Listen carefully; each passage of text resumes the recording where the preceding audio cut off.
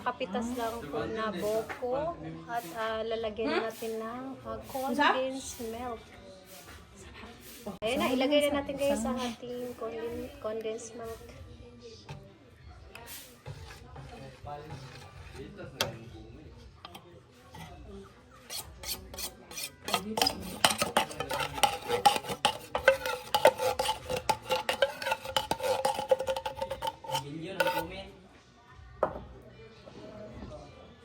Pila gani ka? Kuan, daghan no?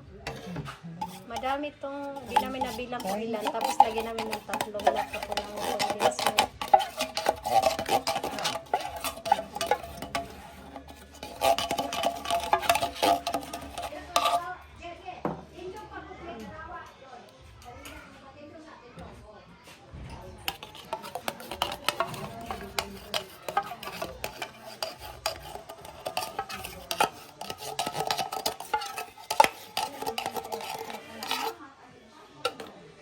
Ayan, i-mix lang po natin yan.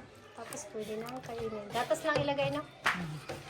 Condensed milk lang ilagay. Tapos i-delete na po yan. Ayan. Tapos, Lagyan ng yelo. lagyan ng yelo. Pagkatapos lagyan ng yelo, ayan na. Masarap po sa mainit na panahon ang ating buko.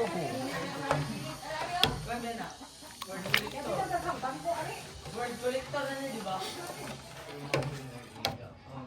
Ayan po guys, ready to eat na po yan. Thank you for watching!